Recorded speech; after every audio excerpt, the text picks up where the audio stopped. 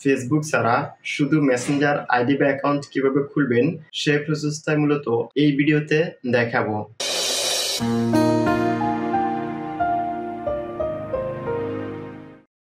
Messenger ID বা account খোলার জন্য প্রথমেই দেখে নেবেন আপনার ফোনটিতে মেসেঞ্জার অ্যাপস বা অ্যাপ্লিকেশনটি আছে কিনা।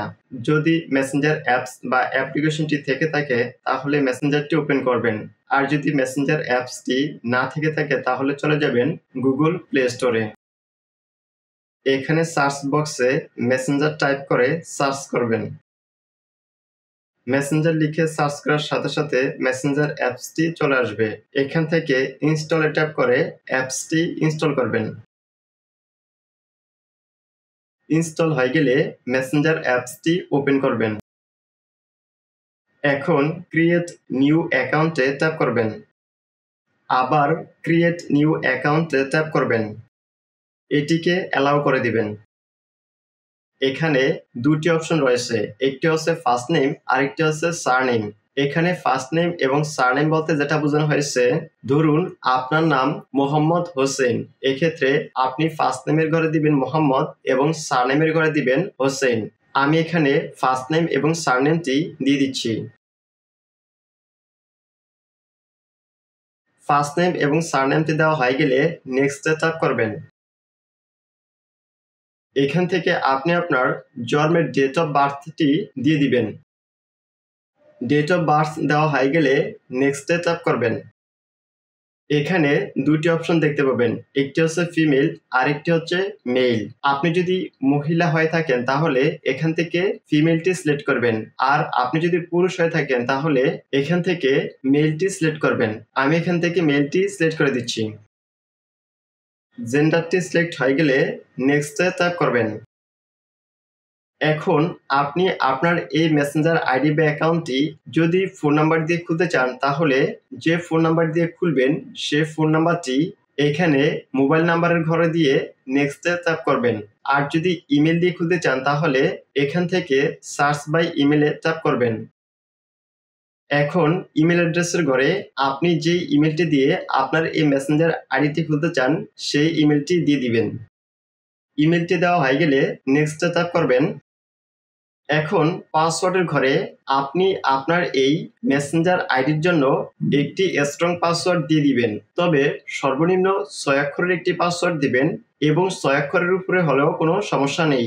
আমি এখানে একটি পাসওয়ার্ড দিয়ে দিচ্ছি।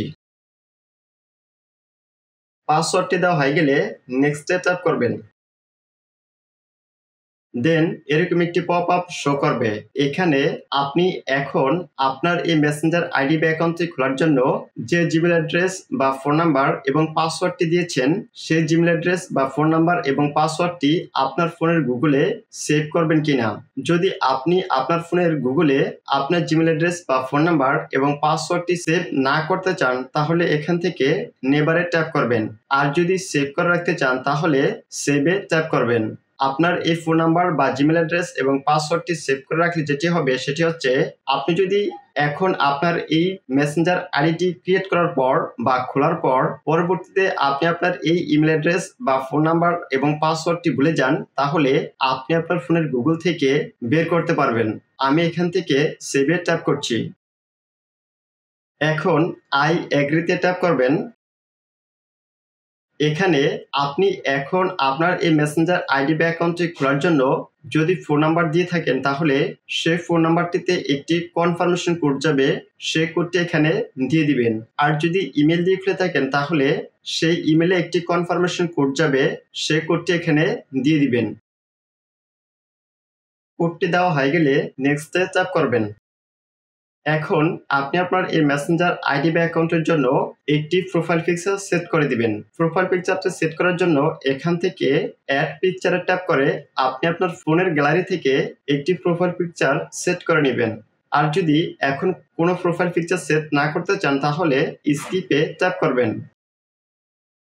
এখন কন্টিনিউ ইন ইংলিশে ট্যাপ করবেন।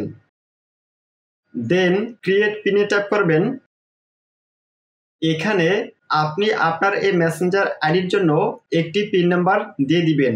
আপনার এই মেসেঞ্জার আইডিটিতে পিন নাম্বার দিলে যেটি হবে সেটি হচ্ছে, আপনি যদি কখনো আপনার এই মেসেঞ্জার আইডিটি লগ আউট করার পর লগ ইন করেন বা অন্য কোনো ডিভাইসে আপনার এই মেসেঞ্জারটি লগ ইন করেন, তখন আপনি আপনার এই মেসেঞ্জার থেকে যাদের সাথে কনভারসেশন বা টেক্সট করেছেন সেই কনভারসেশন বা টেক্সটগুলো রিস্টোর হয়ে যাবে।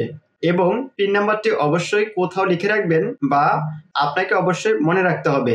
আমি এখানে একটি পিন নাম্বার দিয়ে দিচ্ছি। এখন যে পিন নাম্বারটি দিয়েছেন সেম পিন নাম্বারটি এখানেও দিয়ে দিবেন।